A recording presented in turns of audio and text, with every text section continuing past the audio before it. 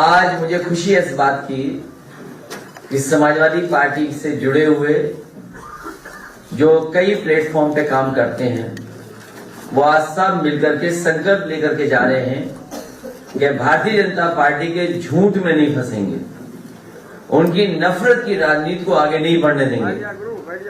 जो हमारे बुनियादी मुद्दे हैं, रोटी, कपड़ा और मकान, महंगाई, रोजगार, उत्तर प्रदेश की खुशहाली, तरक्की, उत्तर प्रदेश का इंफ्रास्ट्रक्चर को कैसे बेहतर करें, आज के समय पर कैसे रोजगार हो, कैसे नौकरी हो, उन्हीं मुद्दों पे लेकर के लगातार पार्टी का पक्ष हर प्लेटफॉर्म पे रखने का काम करेंगे। ये संकल्प हमारी समाजवादी पार्टी के डिजिटल कोर्स में लिया है। साथ ही साथ 300 यूनिट जो फ्री समाजवादी पार्टी का फैसला है और साथ ही साथ उसके किसानों को सिंचाई के लिए बिजली मुफ्त, ये दोनों संकल्प के बाद समाजवादी पार्टी एक और संकल्प लेती है कि आने वाले समय में जब समाजवादी सरकार बनेगी तो पहले की तरह दुनिया के सबसे बेहतरीन लैपटॉप बांटने का काम किया था, फिर एक बार समाजवादी पार्टी अपने नौजवानों को, छात्रों को जो आगे की पढ़ाई पढ़ेंगे उनके लिए फिर सरकार से लैपटॉप उपलब्ध कराने का काम सरकार से होगा। पहले लाखों दिए थे लैपटॉप और इसका परिणाम यह हुआ कि लाखों लाख नौजवानों ने अपने आप रोजगार और नौकरी का इंतजाम कर लिया। उसमें कई उदाहरण हैं, कई ऐसे छात्र नौजवान हैं जिन्होंने लैपटॉप समाजवादी सरकार में पाया और अपने आप रोजगार और काम धंधा शुरू कर दिया। मुझे जब बांदा में जाने का मौका मिला था तो बांदा में एक नौजवान अपने आप उसी समाजवादी लैपटॉप से काम कर रहा था और रोजगार और अपने परिवार को चला रहा था। मुझे वो भी समय याद है जिस समय समाजवादी सरकार थी तो एक बेटी से लैपटॉप छीन लिया गया था और अखबारों में छपा था कि जब लैपटॉप छीन गया उससे तो पूरे घर ने खाना नहीं खाया उस दिन। उसके बाद जब मुझे जानकारी हुई तो मैंने अलग से उसको लैपटॉप भिजवाने का काम किया था। अभी जब मैं मिर्जापुर गया था तो उस बेटी और उस परिवार से मैं मिला था। समाजवादी पार्टी के दिए हुए लैपटॉप आज भी चल रहे हैं, आज भी नौजवानों की मदद और नौजवानों को आगे बढ़ने का मौका दे रहे हैं। इसलिए दूसरा संकल्प समाजवादी पार्टी लेती है, आने वाले समय में सरकार बनने पर लैपटॉप छात्र नौजवानों को बांटने का काम सरकार करेगी और एक लोगों पे एफआईआर दर्ज कराएंगे हम लोग। समाजवादी पार्टी की legal team, Bharatiya Janata party के आईटी सेल चलाने वाले जो दिल्ली में बैठते हैं, दिल्ली से बैठ करके पूरे उत्तर प्रदेश का खराब कर रहे हैं और भारतीय जनता पार्टी की टीम लगातार लगी हुई है कि कैसे झूठा प्रचार हो। उन्होंने मेरी एक तस्वीर फ्रांस की लगाई है जिसमें ये कहा है कि जो इत्र व्यापारी कानपुर में पकड़ा गया था वो भी साथ खड़ा है। उस व्यक्ति पे एफआईआर जरूर समाजवादी पार्टी कराएगी और मैं चाहूंगा कि वो तस्वीर दिखाई जाए। अगर स्क्रीन पे ला सकते हैं तो स्क्रीन पे ला सकते हो वो तस्वीर, ले आओ एक बार। तो भारतीय जनता पार्टी से झूठा कोई नहीं है, उनसे ज्यादा झूठ बोलने वाला कोई नहीं, झूठ बांटने वाला कोई नहीं और उन्हीं के लोग उस झूठ पे भरोसा भी करते हैं। एफआईआर अभी होगी या सरकार बनने के बाद? नहीं, एफआईआर तो अभी दी जाएगी, तहरीर अभी दी जाएगी, कार्रवाई सरकार के बाद होगी। यही सुनना चाहते थे आप? क्योंकि इस सरकार में हमारे खिलाफ कोई बोले एक एफआईआर नहीं होती, न पकड़ा पकड़ी होती है। अगर इनके नेताओं के खिलाफ कुछ लिख दो तो पुलिस घूम रही होती है घर मकान ढूंढते हुए। और जब उत्तर प्रदेश के डीजीपी पावर ही नहीं बची, मुझे बताया कि पावर ही खत्म हो गई उनकी, किससे जाए। लेकिन फिर भी समाजवादी पार्टी दे करके आएगी, एक तहरीर देगी कि जिन्होंने इस तरह का किया है, जो धाराएं बनती हों उसके खिलाफ कार्रवाई वैसे भी। अखिलेश जी, एक सवाल इसी से जुड़ा हुआ था, आज के समाचार पत्र पहले फोटो देख लो, इसी से जुड़ा हुआ है। लाल टोपी के साथ में उन्होंने दिखाया है कि एक तरफ तरक्की है और दूसरी तरफ जो है पॉक्स मनी दी जा रही है आपकी पीरियड के, ये सरकारी पैसे से ये दुरुपयोग नहीं होना चाहिए। सरकारी पैसे का मतलब है कि हमारा आपका भी पैसा एड में लगाया जा रहा है, हमारा आपका पैसा भी एड में लगा करके हमारे खिलाफ प्रचार हो रहा है। आवाज नहीं आ रही। समय आने पर उसके लिए भी कार्रवाई होगी। वो वाला स्पीकर बंद हो गया। उसके लिए तो सवाल ये है, राज्य महिला आयोग की जो आज आंकड़े जारी किए गए हैं उसका पालन करेंगे। जैसे ही आचार संहिता लगेगी, भैया आवाज नहीं आ रही है, वो वाला स्पीकर बंद हो गया है, बंद हो गया है। और भैया माइक के पास बात ना करो, इसी सुन लो, आपस में बात कर रहे हो। नहीं आई ना, अब आवाज आ रही है? नहीं आई भैया। वो वाला सर। अरे यार कहाँ रहे, हमारा ये पता नहीं क्या सुनना चाहते हो, आवाज नहीं आ रही। इसको हटा दो। सवाल ये था कि महिला आयोग सेंट्रल गवर्नमेंट ने अभी आंकड़े जारी किए हैं, उसमें 30,000 में आधे 16,000 सिर्फ यूपी से दर्ज हुए सिर्फ एक साल में। भारतीय जनता पार्टी जिस समय एनसीआरबी के आंकड़े देखेगी, सबसे ज्यादा बेटियों के साथ, महिलाओं के साथ घटनाएं उत्तर प्रदेश में हुई है। भारतीय जनता पार्टी बताए। अरे मैडम, वहाँ कोई मैडम बैठी है, उनकी आवाज आ रही है कैमरे में। सर भाई, भैया की आवाज ही नहीं आ रही है। ये आप तस्वीर देखिए, ये कौन है जिन्होंने हमारी तस्वीर लगाई है भारतीय जनता पार्टी की? ये किसके से पास बैठते हैं? आईटी हेड तो बड़े पद पे होंगे। ये बताइए, 2015 में फ्रांस ग्रास से शहर गए थे, कारण बताया कन्नौज में परफ्यूम पार्क बनाना है। यात्रा की तस्वीरें नजर आने में इतवादे वाली जिनकी दीवारों के पीछे और जमीन के नीचे निकल रही यूपी की जनता से लूटी गई अकूत दौलत है। इस व्यक्ति के खिलाफ समाजवादी पार्टी एफआईआर दर्ज करेगी। उठा के वहाँ से हटा के ये व्यक्ति झूठा व्यक्ति है, पैसे के लिए झूठ बोल रहा है और भारत सरकार और उत्तर प्रदेश की सरकार से सहयोग लेकर के झूठ बोल रहा है। और मैं अपनी डिजिटल टीम से कहूंगा, इसकी तस्वीर लगा करके प्रचार करिए, सबसे बड़ा झूठा है।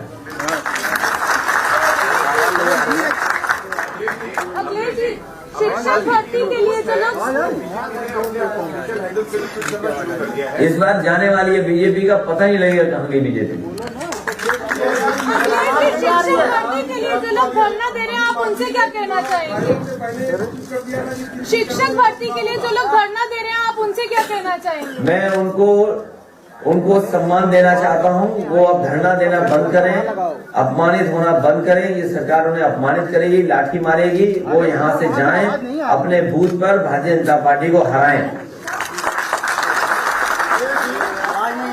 तुमको जो पहले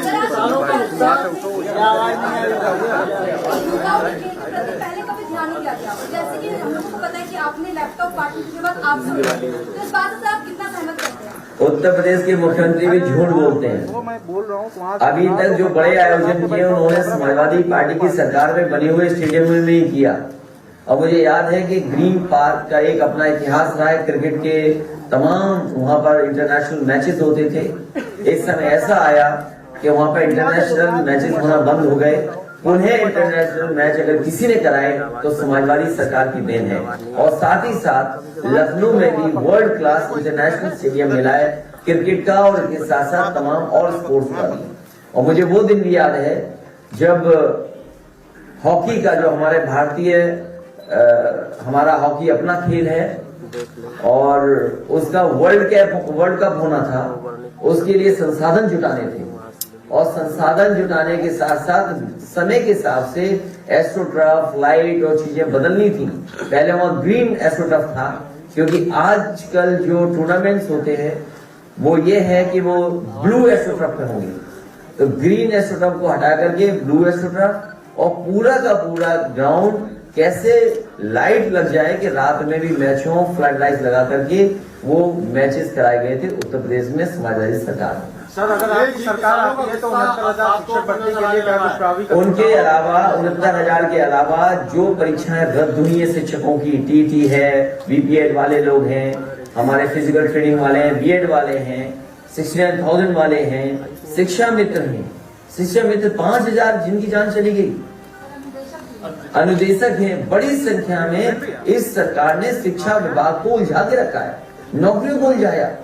समय समय पे छात्र नौजवान तैयारी करके आते थे, जैसे तैसे अपना किराया कैसे रुकेंगे वो इंतजाम करते थे, परीक्षा देने आते थे और पता लगता था कि परीक्षा रद्द हो गई, पेपर लीक हो गया। जितने भी पेपर लीक हुए हैं उसमें भारतीय जनता पार्टी के लोग शामिल हुए।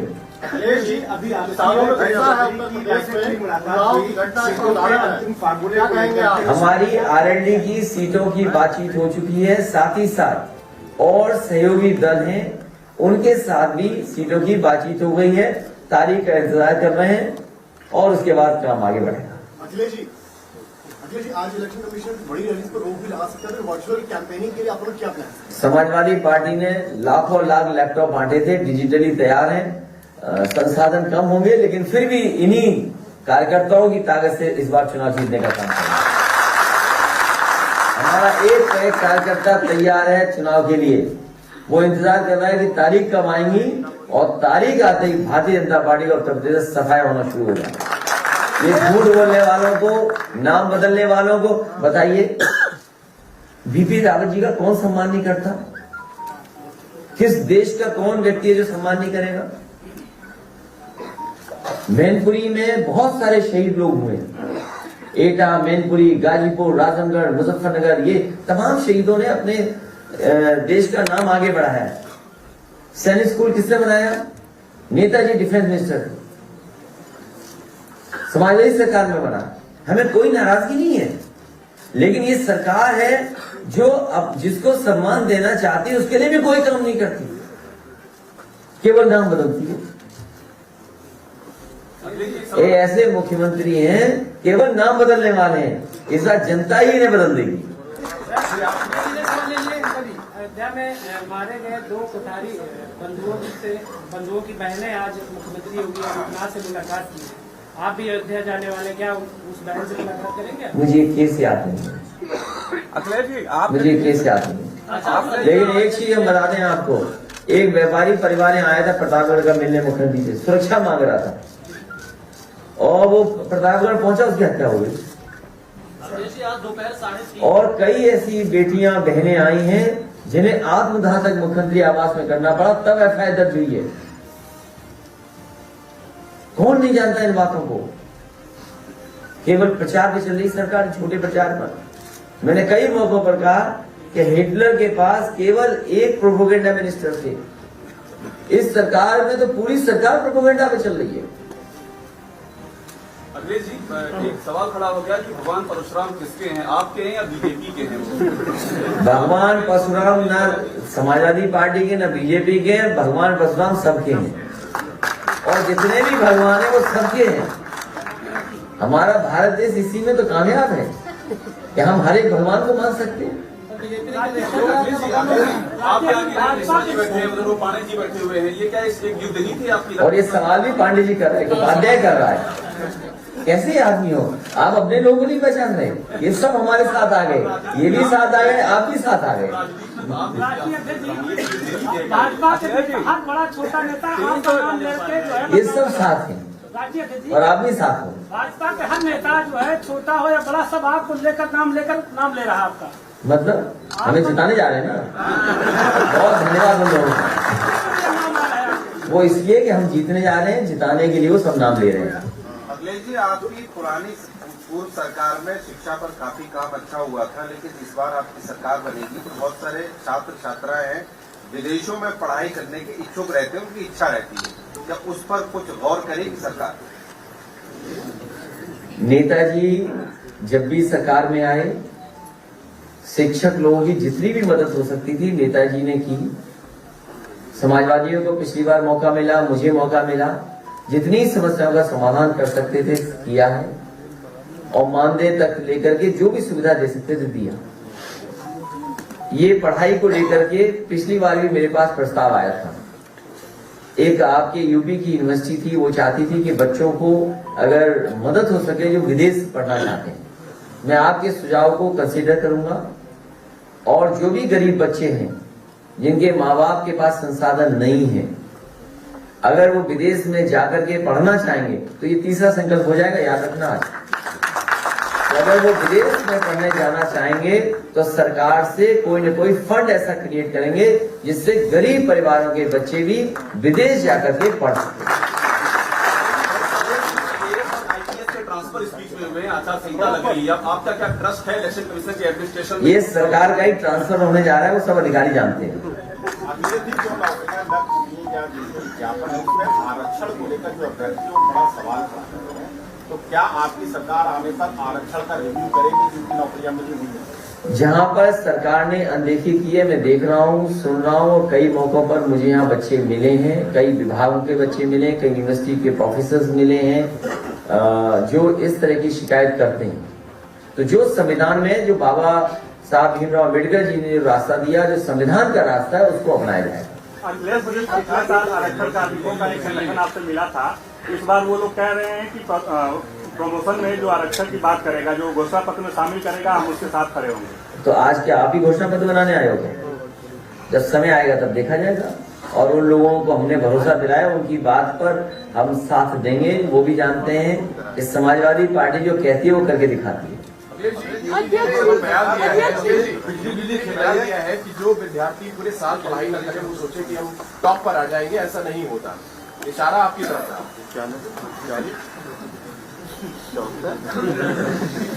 पूरा उत्तर प्रदेश योगी जी को पढ़ा लिखा नहीं मानता।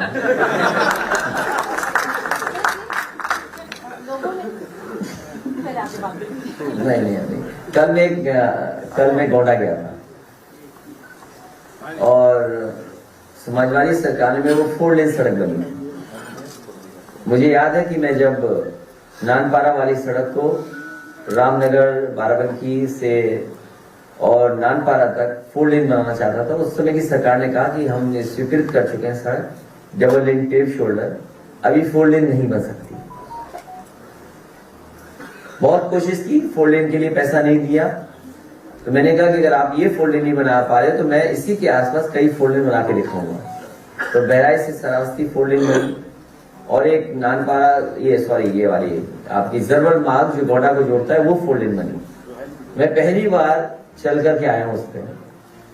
सड़क पर जहां पर पेड़ पौधे या अच्छे फूलों के पेड़ लगने थे, वहां पर हमें पूरे डिवाइडर पे सांड बैठे दिखाई दिए। जो मुख्यमंत्री का सबसे प्रिय जानवर हो, सांड, और 5 साल में सांड को नहीं हटा पाए। इधर आपके चैनलों ने तो कम स्टोरी दिखाई है, लेकिन मैं इधर देख रहा हूं कि बीबीसी भी स्टोरी सांड पे कर रही है। तो जो सरकार, जो मुख्यमंत्री दूसरों से पूछ रहे हैं, पढ़े लिखे नहीं है, वो बताए सांड कब हटाएंगे डिवाइडरों से। और हमारे पत्रकार साथी अगली बार अपना स्मार्टफोन उनके हाथ में दे देना और कह देना कुछ ट्वीट करके दिखा दो।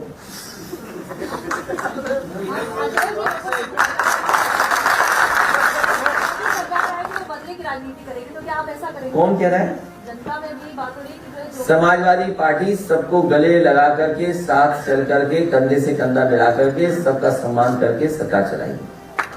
और जो लोग कानून तोड़ेंगे उनके खिलाफ कड़ी कार्रवाई होगी। कोविड काल में मेडिकल इंफ्रास्ट्रक्चर तमाम कोलैप्स हुए, अगर आपकी सरकार आती है तो मेडिकल इंफ्रास्ट्रक्चर को अपग्रेड करने के लिए क्या कुछ प्रावधान? बहुत महत्वपूर्ण सवाल किया। मैं धन्यवाद देता हूं पत्रकार साथी को कि जिन्होंने ये सवाल उठाया है। इधर जब से कोविड आया है, लोगों ने महसूस किया है कि सरकारी इंफ्रास्ट्रक्चर हेल्थ का बेहतर होना चाहिए, अस्पताल अच्छे होने चाहिए। और समाजवादी सरकार थी, उस समय कोशिश की गई थी कि world class infrastructure medical sector में हो, और उसका उदाहरण पेश किया था। जो भी मेडिकल कॉलेज बन रहे थे वो वर्ल्ड क्लास मेडिकल कॉलेज बनाने की कोशिश थी। चाहे वो जौनपुर का मेडिकल कॉलेज हो जो आधा अधूरा भी दिखाई दे रहा है, जिसका उद्घाटन बीजेपी की सरकार ने कर दिया। आजमगढ़ का मेडिकल कॉलेज था, बहराइच का मेडिकल कॉलेज था, फैजाबाद का मेडिकल कॉलेज था, शाहजहांपुर का मेडिकल कॉलेज था। और मुझे याद है कि डॉक्टर त्रेहन जब अपने मेदांता का शिलान्यास करने आए थे, उनके साथ बड़े डॉक्टर्स की टीम थी। तो मैंने उनसे कहा कि सरकारी एक कैंसर इंस्टीट्यूट में बनाने जा रहा हूं, और वो कैंसर इंस्टीट्यूट ऐसा होगा जो आपके मेडिकल कॉलेज या आपके अस्पताल से भी बेहतर होगा। और उस समय समाजवादी सरकार ने एक बेहतरीन कैंसर इंस्टीट्यूट बना करके तैयार कर दिया। अगर कोई भी इंफ्रास्ट्रक्चर का काम अगर उस समय का देखेंगे तो कहीं ना कहीं कोशिश की गई कि जो इंफ्रास्ट्रक्चर बने वो वर्ल्ड क्लास बने, लेकिन जब से ये बाबा योगी जी की सरकार आई है ये ध्वस्त कर दिए हैं, ये बर्बाद कर दिए हैं। जो वर्ल्ड क्लास इंफ्रास्ट्रक्चर था उसको भी तोड़ मरोड़ करके सब खराब कर दिया उन्होंने। एकदम आपको भरोसा दिलाते हैं कि जनता के लिए, गरीबों के लिए और जो गरीब किसान है उसके इलाज के लिए अगर बेहतर और अच्छे से अच्छे मेडिकल अस्पताल बनाने पड़ेंगे तो उस दिशा में समाजवादी सरकार काम करेगी। न केवल मेडिकल कॉलेज, सस्ती दवाई और एम्बुलेंस का भी इंतजाम करना पड़ेगा, तो और बड़ी संख्या में एम्बुलेंस का इंतजाम भी होगा। अखिलेश जी, ऊर्जा मंत्री श्रीकांत शर्मा जी ने भी बिजली की दरों में 50% कटौती की बात कही है। समाजवादी पार्टी ने 300 यूनिट फ्री और किसानों की सिंचाई के लिए फ्री बिजली, और मुख्यमंत्री जी कब बिजली के कारखाने का नाम रट करके बताएंगे ये बता दें। क्या कहना चाहेंगे चुनाव आयोग से उत्तर प्रदेश के विधानसभा चुनाव को लेकर? हमारा चुनाव से यही निवेदन और अपील होगी कि भारतीय जनता पार्टी के भाषणों पर निगरानी रखें, इनकी नफरत फैलाने वाली राजनीति पर कड़ी नजर रखें। अध्यक्ष, सरकार एमएसएमई के लिए सीट जंगियों का एक संगठन आज गठन से मिला था, उन्होंने भी कई चीजें बताई हैं आप लोगों को। मैं उनके कई बिंदुओं से सहमत हूँ, क्योंकि जब तक व्यापारियों का और खासकर एमएसएमई वालों का मदद नहीं होगी तो रोजगार और नौकरी कहाँ मिलेगी। तो स्वार्थ हमारा भी है कि कारखाने उद्योग लगे बड़े बड़े, लेकिन वहीं छोटे कारोबार भी हमारे उत्तर प्रदेश में पनपे, आगे बढ़े, तभी जाकर के रोजगार और नौकरी मिलेगी। सर, जानकीपुरम में एक स्कूल बना हुआ आपकी गवर्नमेंट में बना था अभ्युदय करके, शायद पूरे लखनऊ में वैसा स्कूल नहीं है क्योंकि वो सरकारी स्कूल है जिसमें अंदर रैम्प भी बना हुआ है, बहुत सारे हाईटेक स्कूल है। तो क्या आपकी सरकार आएगी तो उस तरह का स्कूल और आप बनवाएंगे? वो मॉडल स्कूल्स थे, और क्योंकि एक जगह 2 जगह मैंने बनाए थे और मैंने विभाग से कहा था कि इस स्कूल को देख करके अपने मानक को बदल लीजिए, और अगर कहीं नए स्कूल बनाने हो प्राइमरी हायर सेकेंडरी तो इन्हीं मानकों को लेकर के स्कूल बनाए जाएं, क्योंकि आज अच्छे स्कूलों की जरूरत है। स्कूलों का इंफ्रास्ट्रक्चर कम से कम ऐसा हो जो प्राइवेट स्कूलों का इंफ्रास्ट्रक्चर न हो। और मैं दावे के साथ कह सकता हूं जिस स्कूल का आप नाम ले रही हैं, अगर आप उसका इंफ्रास्ट्रक्चर देखेंगे और किसी प्राइवेट स्कूल का इंफ्रास्ट्रक्चर देंगे तो उससे बेहतर आप उसको पाएंगे। तो ये समाजवादी सरकार की कोशिश थी, लेकिन हमारे बाबा मुख्यमंत्री जी को पढ़ाई लिखाई से क्या मतलब है? हमारे बाबा मुख्यमंत्री जी को पढ़ाई लिखाई से क्या मतलब है? उस स्कूल को जो बनाया था उस जैसा कोई स्कूल नहीं बनाया उन्होंने प्रदेश में। एक सैनिक स्कूल नहीं दिया। जो बात मैंने यहाँ कहा नाम बदलने वाली सैनिक स्कूल की, मैनपुरी अच्छा किया, मैनपुरी का नाम बदल दिया। कम से कम हमारे मैनपुरी ने वो जगह तो दी वीपी रावत जी को सम्मान देने की। बाबा मुखर्जी ने कुछ बनाया नहीं, कहाँ सम्मान देंगे? अटल बिहारी वाजपेयी जी को जब सम्मान देना था तो हमारे स्टेडियम का नाम बदल दिया। समाजवादी सरकार का ही तो बना हुआ स्टेडियम है जिसका नाम बदला। तो कम से कम हमें खुशी है कि ऐसे बड़े लोगों को सम्मान दिया जा रहा है, लेकिन वो काम समाजवादियों का है। कृष्ण जी अभी निरंतर सपने में आ रहे हैं। कौन आ रहा है सपने में? कृष्ण भगवान जी। अच्छा, अध्यक्ष जी आपने किस हिसाब क्या सवाल है आपका? कोई सवाल नहीं, आपने उस दिन बताया था कि कृष्ण भगवान निरंतर सपने में आ रहे हैं। नहीं, अगर आप यकीन मानिए जिस भगवान के बारे में आप सोचते हुए सो जाएंगे वो भगवान जरूर सपनों में है। ये हमारे मान्यता है, बुजुर्गों ने बताया वही मैं करता हूँ। अध्यक्ष जी आप लेकिन मुझे सुनने में आया कि मुख्यमंत्री जी कुछ और याद दिला रहे थे, कंस को याद दिला रहे थे। मैं ढूंढ रहा हूँ हमारे बच्चों के कंस कौन है।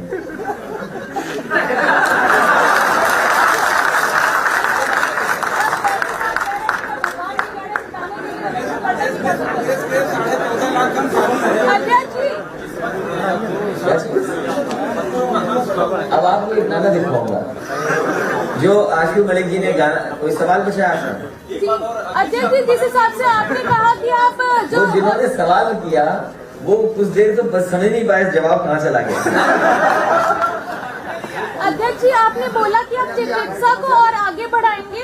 जो एम्बुलेंस कर्मी है 108 एम्बुलेंस कर्मी उनकी भी मदद करेंगे। उन एम्बुलेंस ड्राइवरों से कहिएगा इस भारतीय जनता पार्टी को भरोसा मत करिए।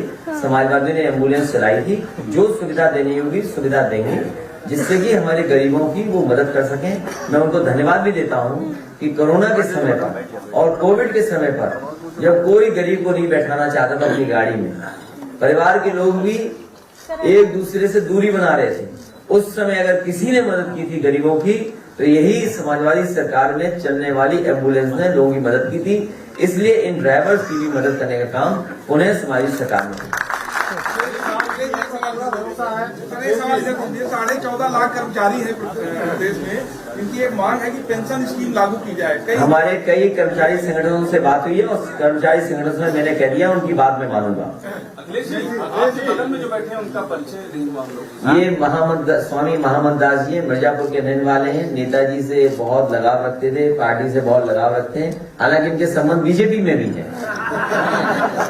वो बीजेपी के साथ भी उठते बैठते हैं, तो कुछ हमारी बात वहां पहुंचाते हैं, कुछ वहां की बात हमें बताते हैं।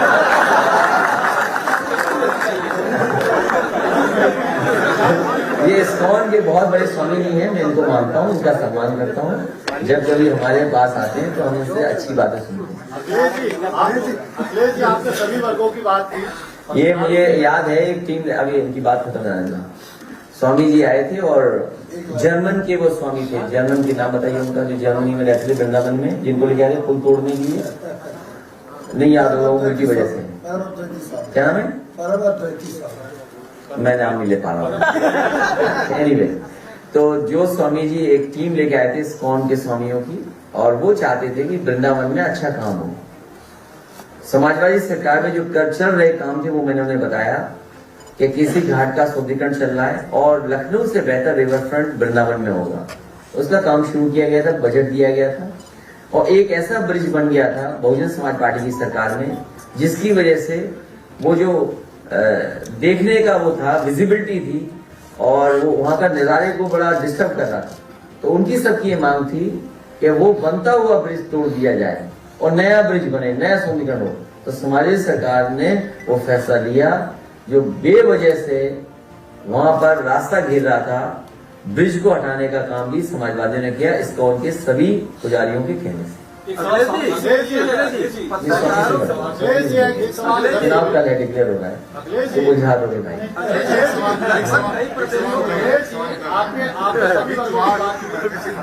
ये तय होता है कि सब डिजिटल प्लेटफॉर्म पे या ऑनलाइन वर्चुअल तरीके से चुनाव लड़ा जाएगा, तो क्या आपको लगता है सारी पॉलिटिकल पार्टी जितनी इक्विप्ड है टेक्नोलॉजी के साथ, वो कंपटीशन में रह सके और समाजवादी पार्टी को बीजेपी की टक्कर में आप कहाँ? उसमें हम ये मांग करेंगे कि इलेक्शन कमीशन कुछ फंड्स दे पॉलिटिकल पार्टीज को, जिससे कि वो अपना इंफ्रास्ट्रक्चर तैयार कर लें, क्योंकि बीजेपी के इंफ्रास्ट्रक्चर से हम मुकाबला नहीं कर सकते। बीजेपी के पास वो तमाम इंफ्रास्ट्रक्चर वो आज से नहीं है, वो आपके और हमारे चर्चा में है कि सबसे ज्यादा फंडिंग अगर करना है तो डिजिटल प्लेटफॉर्म पे करना है। तो चुनाव इससे हम ही पॉलिटिकल पार्टीज का ये अपील होगी कि अगर कोई ऐसा कर सके, सरकार से फंड्स दें हम लोगों को, क्योंकि हम लोग तैयार तो हों उसके लिए, तैयार तो हों उस लड़ाई के लिए। डेमोक्रेटिक सेटअप को हम कम से कम इक्वल प्लेटफॉर्म तो लिखित मांग करेंगे। लिखित क्या, ये प्रेस कहती है ये लिखित हो गया, अब आप भी इस जमाने में लिखित मांगते हो। इसलिए चुनाव आयोग से हमारी अपील होगी कि अगर वर्चुअल रैली या इस तरह के फैसले ले रही है, तो जिन पॉलिटिकल पार्टीज के पास इतना स्ट्रॉन्ग इंफ्रास्ट्रक्चर नहीं है, मजबूत इंफ्रास्ट्रक्चर नहीं है, उनकी मदद के लिए कुछ न कुछ व्यवस्था की जाए। ठीक है, आप ये अभय जी कल लेने दो यार,